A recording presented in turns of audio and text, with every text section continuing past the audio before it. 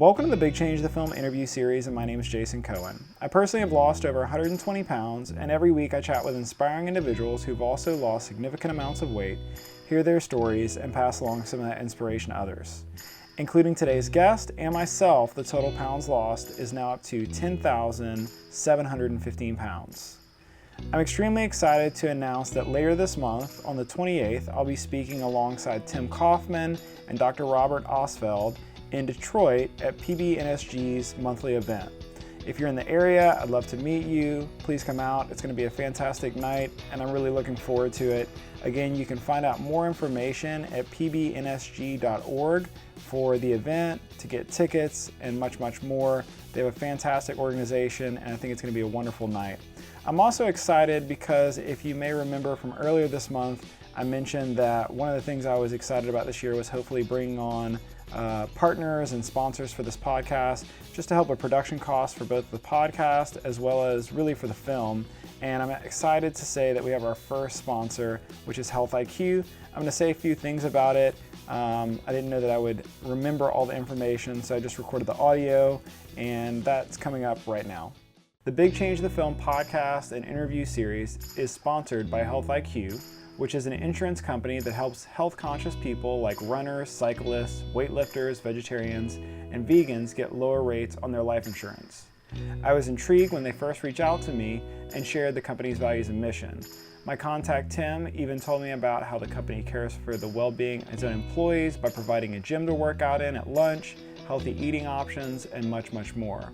Health IQ can save health-conscious people up to 33% because physically active people have a 56% lower risk of heart disease, 20% lower risk of cancer, and a 58% lower risk of diabetes compared to people who are inactive. 56% of Health IQ customers save between 4 and 33%. They have special rates for those who live an active life, and you can get additional savings by submitting your data through apps like Strava or Runkeeper. Health IQ is the official life insurance partner of USA Weightlifting, Roadrunners Club of America, USA Triathlon, and many more. Go to healthiq.com/BCTF to learn more. Again, that's healthiq.com/BCTF, as in Big Change the Film, to learn more, to help support this show, and to see if you qualify. I appreciate what they're doing with their sponsorship, and 100% of it is going towards the production of this project. Thanks again, Health IQ, for the support. This week's guest is Phillip Parker, who lives in California. Phillip, at his largest, was 380 pounds. He struggled with Gerd. He struggled with cholesterol, with cramps. He told me about how he would wear out car seats and struggle with much, much more, as you would expect, being 380 pounds. At one point, Phillip decided and realized that he actually had a food addiction problem and that he was going to face it like other people face their addictions head on. Since then, he's been able to put up boundaries to the foods that he knows trigger his food addiction. He's been able to overcome that, to manage that, and to take it one day at a time, and in the process lose 160 pounds. We have a fantastic conversation, and thanks so much for listening. I'm here with Phillip Parker. We got connected through Tim Kaufman and Fat Man Rants. And first off, Phillip, thanks for taking the time to chat with me. Maybe we could just start off with a little bit about yourself, where you're from, and also how much weight you've lost. Sure. My name's Phillip Parker. I'm from Riverside, California, inland from Los Angeles and Newport Beach by about an hour. I'm 49 years old, and I've been able to lose about 160 pounds through whole food plant-based eating, plus I'm part of a 12-step program, and so I really kind of combine it with the community of the whole food plant-based, the community of the 12-step program I'm a part of, and also just really learning and being a student of learning and having community, I think, is the biggest thing, because for me, I'm a food addict, and I want to do things by myself and isolate, and food was kind of my drug of choice. So that was kind of sums up a little bit about me. Wow. So you're 6'5". You told me at your Yes. biggest, which is obviously tall. You were 380 pounds at your highest. Yes. So, take me back. Were you always a bigger guy? Is that weight something that came on later in life, or what'd that look like? It's funny you say that. I've always struggled with weight around my midsection. My mother likes to joke with me that I've always had a big belly with skinny legs, and so I grew up. I was always an athlete growing up, and around the age of 24, all of a sudden I got up to be about 255, and I decided I better do something about it. So I joined Weight Watchers and actually became a lifetime member. And so I really have only noticed it in my adult life, but my wife jokingly said to me, you spent 1/3 of your life in your adult years, so you've spent more time as an adult than you have as a kid. I'll be 50 in August, so I'm pushing there. But I really feel more energetic and healthier now at 49 than I did at 39 or even 29. And I think I really started hitting my heaviest weight right as I was entering my 30s and started struggling. And one thing for a really heavy guy is scales at the doctor only go to 350, scales at home only go to 330. So I know I was at around 380 because I would I would weigh myself at a hospital that I used to call on, and I would go in there and weigh. And so I may have pushed 400, but the only time I ever really got on the scale, I was about 380. So it's been about a 10-year journey of me getting to where I am today. Wow. And, you mentioned kind of in passing there, the idea eating is an addiction. Looking back, what were some of the major contributors to the weight coming on and piling on for you? I really attribute it to, I lost my father at the age of 5. He died of heart disease at the age of 42. And so I always kind of had this self-fulfilling prophecy that I was going to die young anyway, so it didn't really matter. And heart disease was in my family, so it didn't really matter. And, I bought into that myth. And I think for me, it just becoming an adult and having kids and a wife and responsibilities, I found the more responsibilities I got, the more that food was what I went to. And it was a comfort for me. And it was a place that I could kind of escape to. And when I really acknowledge that and address that and realize that I need to face life on life's terms, that's when I really found a shift and a change for me. And how long would you say, for yourself, that's how you kind of, maybe I'm not using the right term here, but, self-medicated or use that food, in the way that you talked about? How long did that go on for you? When I really look back at it, I can remember in my childhood associating love with food. And I know in listening to a lot of other food addicts, that's a similar thing. My mother, I think, compensated for me losing my father at a young age. And so a lot of it was through food, or we would eat out together. And that was kind of a time that we would connect. And I found the same thing in my wife enjoying cooking for me, and that being kind of a celebration thing that we do together. And so I think about all of my life, and even now it's still there. I just have really found some tools and some strategies that work for me to keep me from going down that path. Yeah, I'd love to talk specifically about those, because I know that, for a lot of people, maybe seeing food as an addiction, also because it's a necessity, can be a little bit of a stretch. But then there are also a lot of people, myself included, who you get to a certain point where you kind of have to recognize that as just being a reality. But being 380 pounds, that's a lot. What was life like then? Do you have any struggles, frustrations? What did life look like for you during that time?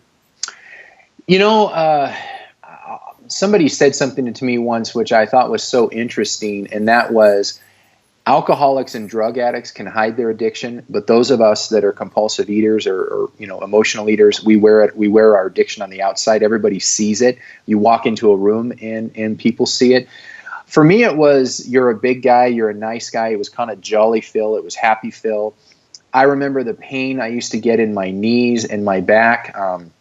I drive a lot for my job, so I would be in the car and I would really break down seats and wear out cars, and the uncomfortableness of going to a restaurant and not being able to sit in a booth, or waiting in line for an hour and a half, 2 hours at an amusement park, getting up there and you can't get on the ride, or I'm so fat that my 7-year-old son, there's about this much space between the bar and him, and he's flipping up and down when we're trying. I think it was one of the rides at Disney World that we went to, and he's scared. We're putting backpacks between his legs because he's so small, and I'm barely cramming in there. And so a lot of those different types of things, I used to think it's because I was so tall, but really it's because my ass was too big. And that's the reality that you have to come to. And and I can kind of say it jokingly now, and I feel like I have an affinity and a connection with, and I like using the term fat guys, overweight. We can sugarcoat it if we want, but we're fat guys, and guys can seem to handle it a little better. But that was something, I was a fat guy, and I think that's what attracted me to Tim Kaufman is, he's just real and he's honest about it. And the same with Josh Lajani, and seeing those guys and what they've been able to do. And that's really kind of how I ended up getting connected with you, is through both of those gentlemen. Yeah, that's great. So, you mentioned you have a kid, you have a wife. Was there ever any conversation with you and your wife, or, whether it was between y'all or mentally? I know you did Weight Watchers, but as you got up there in weight and got a little bit older, was there some consideration about trying to address that weight issue? That's an excellent question, and that really was the catalyst that started all of this. My wife never said anything to me in a negative way, was ever judging towards me. She just said something one day in passing, and her comment was, at almost 400 pounds, if you were ever to have a stroke or something was happened to you, I don't think I could care for you. I couldn't take you up and down the stairs. I couldn't care for you. And that Jason was so powerful in the fact that all of a sudden I stepped back and I thought, wait a minute, I'm not just hurting myself, I'm hurting my family, I'm hurting my wife. And I never wanted to be a burden to anybody. And I really know that my disease is one of isolation. I isolate, and I feel like I'm not hurting anybody else if I'm overeating or I'm consuming this, or, I'm having a whole pizza on the drive home and then sitting down and having a whole dinner with my wife.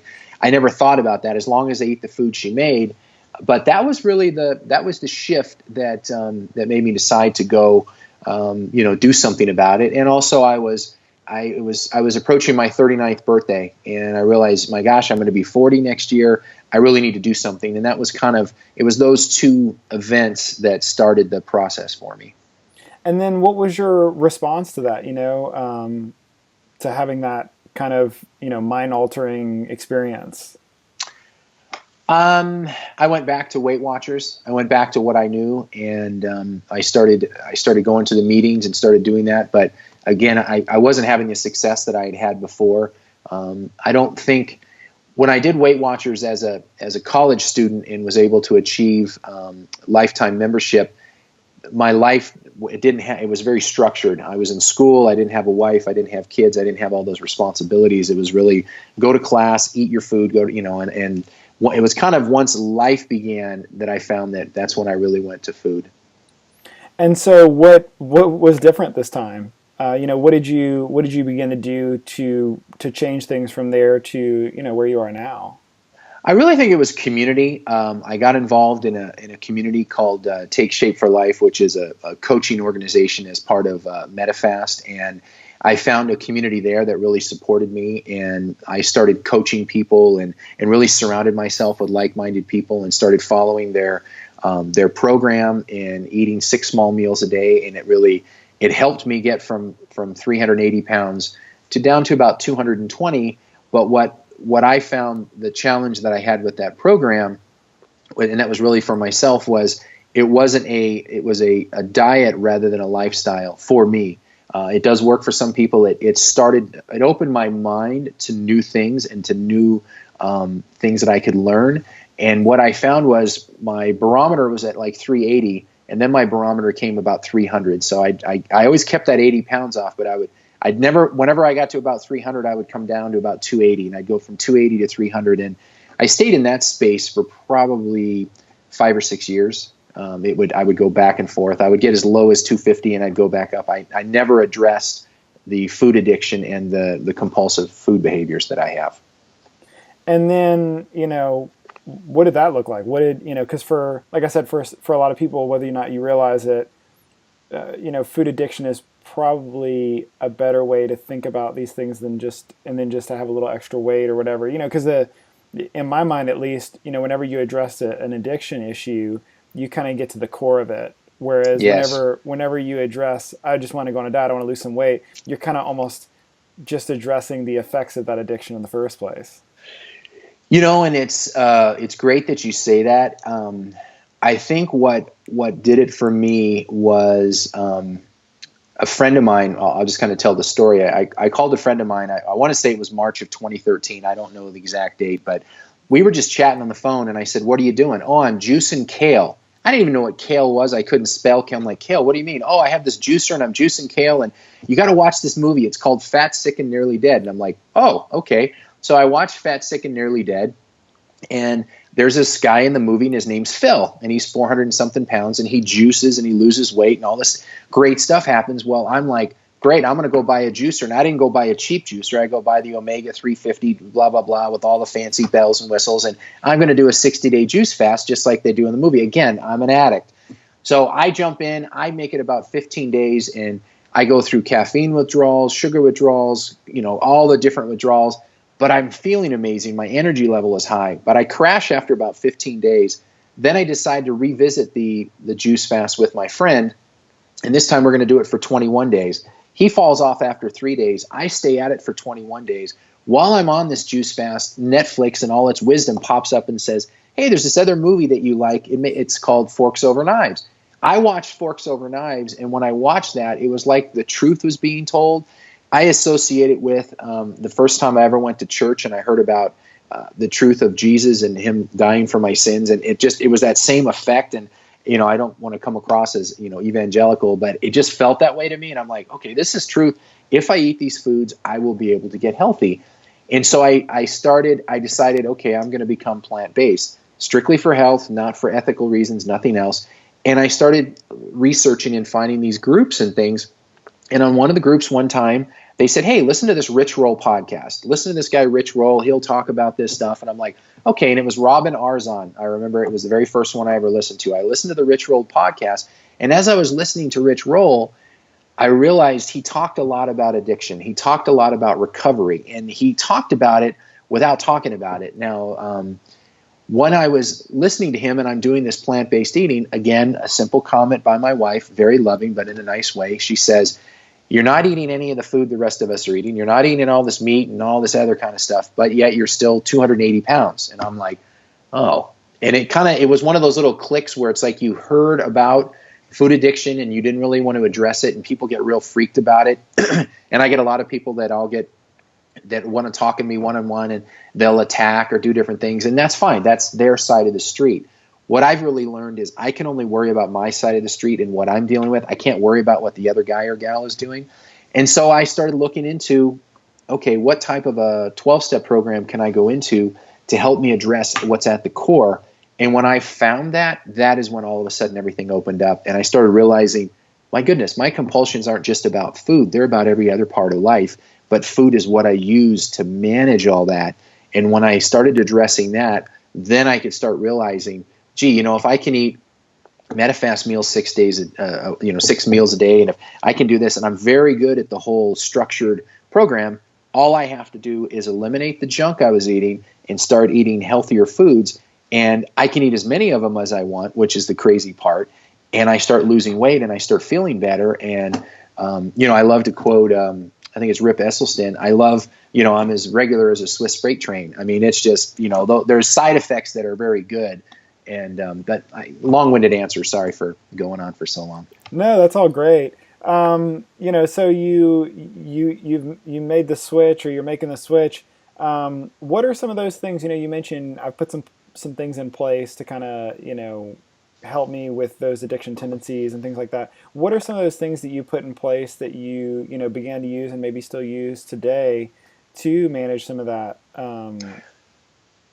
The key for me, at the core of all that I do, it's abstinence. And I use the same equivalent, because I've had several alcoholics ask me, how do you possibly abstain from eating when you have to eat every day, when I understand what sobriety means? And what I love about it is, when you're an alcoholic, you just stop drinking alcohol, but you're still drinking liquid. So you're still having your coffee, your tea, your soda, whatever. You're just not having the beer and the hard liquor.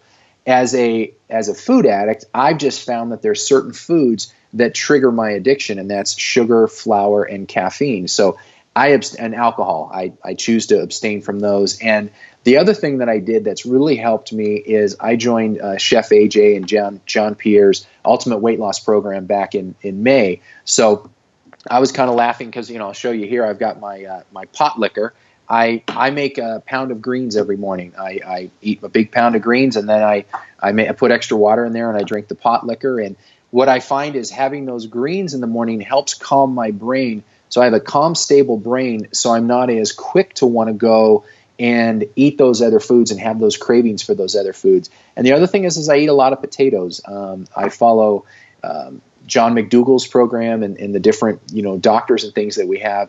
What I really like about Chef AJ and the Ultimate Weight Loss Program is, again, there's that community, and it's a community of like-minded plant-based eating people who eliminate sugar, oil, flour, salt, and all those things, which it sounds very extreme. People say, wow, it's very extreme. How do you enjoy that? But being 380 pounds was also very extreme. So I kind of like living in extremes.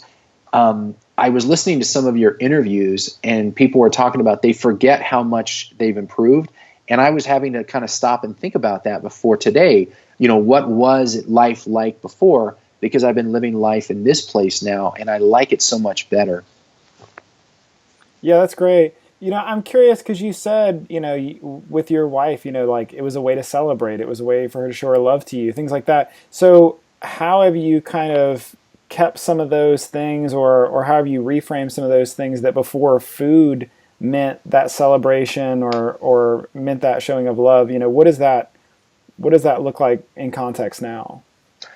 That's an excellent question, and it really is focused on the fellowship rather than the food. And I think the thing that I've had to do is I really look at, I have an allergy or an addiction to sugar and flour, and so I just eliminate that. And those are simple boundaries that I have. And I start every day thanking God for my abstinence, because I can do all things through Him. So I first thank God for my abstinence, then I commit my abstinence to God and then to another person of, today I'm not going to have sugar, flour, and caffeine. And that's kind of the simple way that I do it. And then it's just, if I'm going to a celebration, I know those are my limitations. Today's my mother-in-law's 81st birthday, and we're going to go out for dinner tonight. And I just know when I go to a restaurant that I have my limitations. We're going for Chinese food, so I'll probably have some rice and some vegetables, and I may have some tofu or something. There's probably going to be some oil in it. I'm not going to really stress about it because it's not the majority of what I do. But it's just, if I keep those boundaries in place, it really makes a difference. And it's just us spending our time together. And so I just kind of, it's been a process for me to be able to do that. But each day, I just embrace each day and work it, each day at a time. I think that's super important, that when I've talked to people or heard people talk about addiction, that idea of taking it one day at a time, because when you consider the whole of being 380 pounds or, having a huge amount of disease or being addicted to alcohol or whatever it might be, the idea of tackling all that is quite large. But the one day at a time idea, it's like, okay, I can get through today. And then you get through the day, and then you're thankful you got through the day, and you wake up the next day. And I also think that's where positive decisions come from just in general. One thing I want to touch on that just came to my mind, and I just feel that I want to share is where I've gone health-wise. I was on Gerd medication for, I had acid reflux. I had a spastic esophagus. I would have problems, so I was taking some medication for that.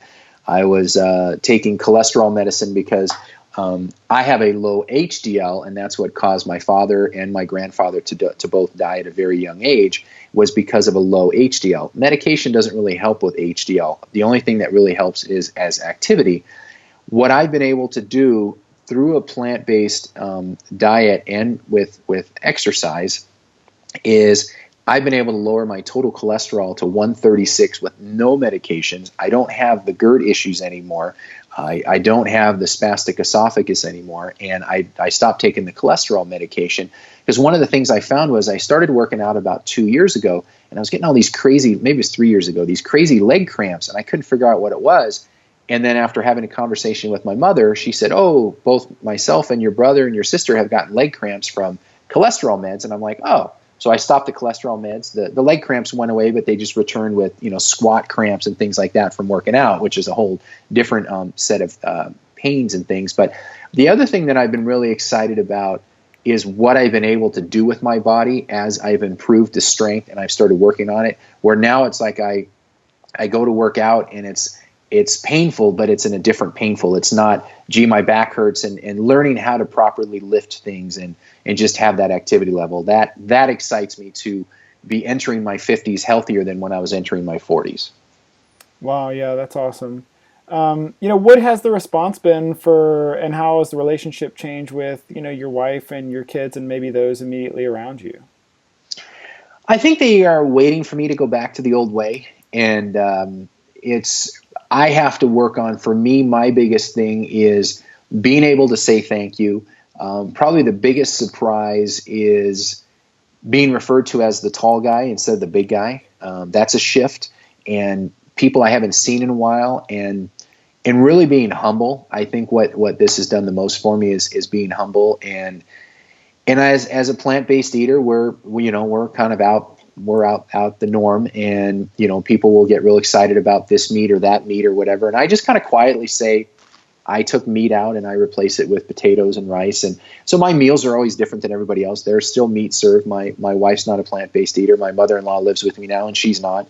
And so it's just, I kind of have my meals. I sit down and eat, and I prepare. And that's one thing that this has done for me. I never cooked my entire life, and now my best friend is an Instapot, and I use it probably 2 or 3 times a day, and I love it. So I'm always, I'm going to the grocery store to buy greens, and my whole cart is full of vegetables. I don't even eat as many fruits as I used to. Just more greens, a lot of greens. And what has that process been like? You say you didn't cook a ton, and that is something that for a lot of people, they're used to driving up to a window and getting their meal or a frozen dinner or something like that. What has helped you along the way? I'm sure Chef AJ and that whole program has, but is there anything that has been instrumental along the way, both before and now, in helping you to get to where you're at as far as in food preparation? What I think has done a lot for me, and a shout out to both Tim Kaufman and Josh Lajani, is the simplicity of it. We're just simple guys, and I think it doesn't need to be complicated. Like my favorite breakfast now is I have a pound of power greens and a couple of potatoes, maybe sweet potatoes. And I put a little bit of, as you guys like to call it, nooch in some of my hot sauce. And that to me is a great meal, and I look forward to that. I've neuro adapted to that. It used to be I was a bowl of cereal guy. I would have 2-3 bowls of cereal, slam that down, go through a couple gallons of milk a week. Don't do that anymore. And so it's just that shift, I guess. And so preparing for me, again, I'm very simple in the way I do stuff. I'll cook a big batch of potatoes, put them in the fridge. I'll grab them out like an apple. And I've learned that from other guys, and I'll have them in the car. And as I'm driving, like I said, I drive a lot, and I just eat them like a snack. And I'll have potatoes, and then I prepare my lunches, which is a big salad with some beans and some quinoa on it. And I'll have a big salad for lunch, and then normally potatoes again for dinner. So it's a very boring way that I eat, but when I look at my numbers and my energy level and my recovery from working out, that's probably where I've seen the biggest is I don't have the aches and the pains that I used to have when I started working out 2 years ago. Yeah, and from what you're telling me, it sounds like it was a worthwhile. It was a worth being 380 or eating plain potatoes. It's kind of like, all right, the potatoes aren't looking so bad. Exactly. And we all get I don't know how that's saying. People want, what is it, good advice about their bad habits or something like that. And I guess what I've come to find is one of my favorite food is a potato. I love a potato. I can eat a potato, and it's filling, it's satisfying, it's creamy. It's crazy. Like Chef AJ will talk about. I order these. I guess they're the Hawaiian sweet potatoes. I've had them shipped in from Hawaii, and they're amazing, and they're really good. And I order them online, and they ship them in, and it's like it's like Christmas when they arrive. And the first 20-pound box that I ordered, I shared with a friend, and it lasted me about a month. Now I can go through a 20-pound box in 2 weeks because I just, to me, I make a big bat and I eat them and really enjoy them, and they do taste like pound cake to me now. But I've neuro adapted, so. Okay, I gotta ask because people, if not, are gonna email me. Where do you get 20-pound things of? You got to give up your source. It's called. I'm gonna have to look it up. It's called Veggie. I think it's Veggie Farms. Hawaii Veggie Farms. I'm going to have to get it to you to put in the show notes or link or whatever. But yeah, I don't remember how I got onto it, but yeah, I've ordered it multiple times, and they ship anywhere in the United States. They always ship on Wednesdays, so when you put your order in, then they'll ship them out, and they're the Hawaiian purple sweet potatoes, and they are amazing. They're very soft skin, so I just, like I said, I plop them in the Instant Pot, and then I like them cool. And even now I've gotten into using the air fryer. That's another thing we do through the Ultimate Weight Loss Program, is taking them, steaming them, and then putting them in the air fryer, and just, like a lot of people cut them up like French fries. I just like them, they then get kind of hard and crunchy. Like the old days of when you had the bacon got real crunchy and you ate that. This is just something healthier. Best analogy I can use, which is probably not the best. But. Yeah, my wife is going to wonder what a box of 20 pounds of potatoes with a FedEx label is going to be doing on my front porch next week. I can see it already. They're really good. You would like them. I'll give it a try. I'll try anything. So, if you could have a conversation with somebody who's on day one, giving them some advice about, where to go from here, about making those changes, about, choosing a different direction, what would you say to that person? I would really say to that person, take small steps. Do it one day at a time, one meal at a time, because we're all going to fall. We're all going to make mistakes. I've crashed and burned many times, but I think the thing is I find that window of crash is smaller and smaller and smaller. And what I would say is, just start as simple as possible. Don't complicate it. We all want to join the gym and we want to do all these different workouts, when the first and foremost thing you have to do is show up. And one of the things that I've learned in recovery is showing up is the hardest part. Getting out of bed and going to the gym, making a phone call, doing the different things, and just doing those steady small steps every day. It then becomes a habit, and it becomes a ritual. I'm a very ritual person. I just started a new workout regimen where I go Tuesday, Wednesday, Thursday, and I just 6 a.m. and they're like, well, we have a class schedule. And I was leaving there this morning and I thought, I don't care what the class schedule is. I'm going to be here at 6 a.m. Tuesday, Wednesday, Thursday. Whoever's here is great. And, and so I kind of live my life in that way, because if I have something to go to and I have something to get to, I will do it. And I make an appointment with myself. And I think the other thing is, what I heard said the other day, which I thought was really good, is we have to bring the grit, but God brings the grace. And we just have to show up, but we also have to surrender our food, and we have to surrender the fact that we're going to struggle with this and it's going to suck. And it's, you're going to have to go through it, but you get through these things.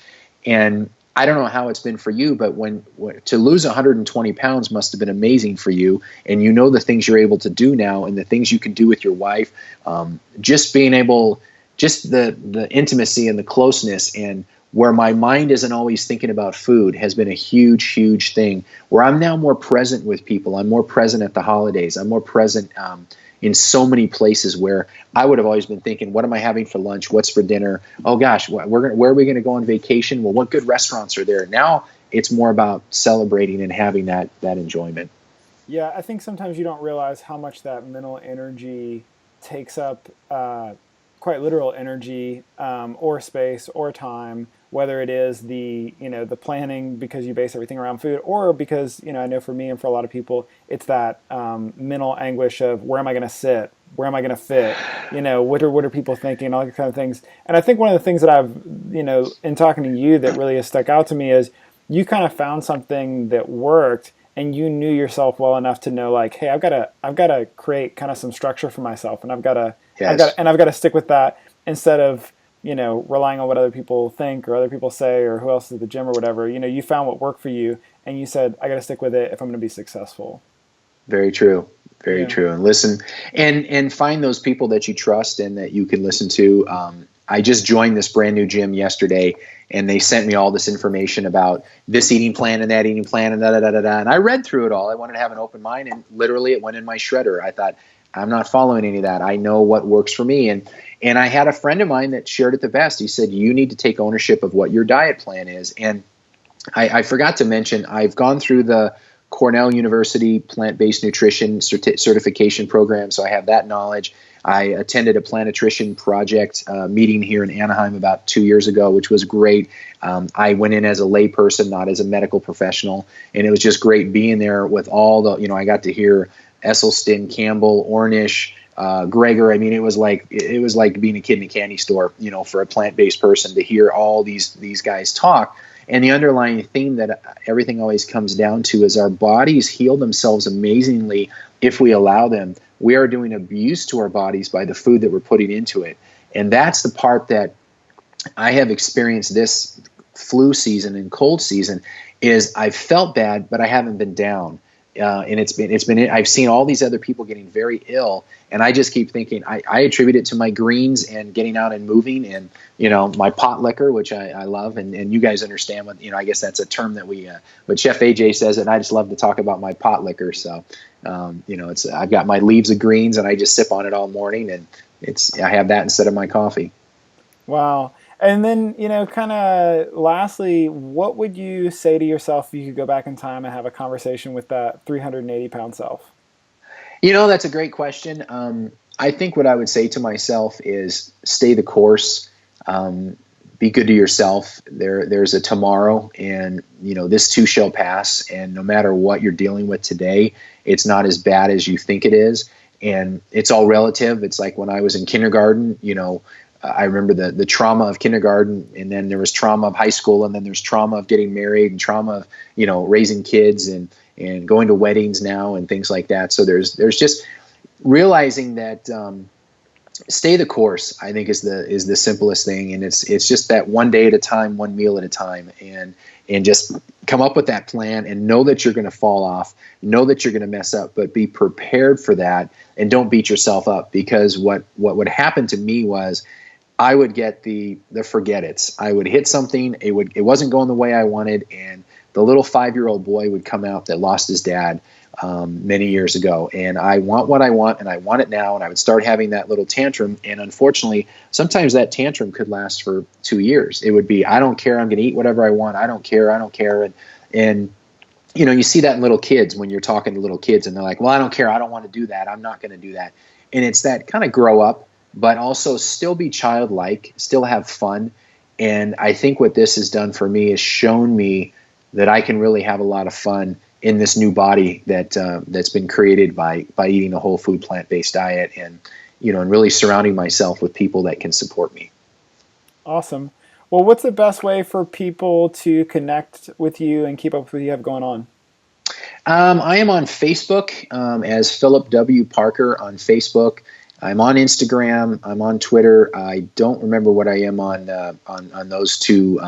But if you get to one, you'll get to the other. I know you and I somehow got connected, so that was great that we. I think it was through Tim Kaufman, but really Facebook is probably where. And I'm also on the Ultimate Weight Loss group with Chef AJ and John Pierre. So I'm one of the few guys on there, but it's good to represent the men. We need some testosterone in these rooms and in these places to share, because I think guys, it's hard for them to acknowledge a weight problem, a food addiction, all of those different things, and so it's much easier for the women to do that. But the guys, I mean, we see it all around us, and you and I are one of those that struggled. So appreciate being able to talk with you.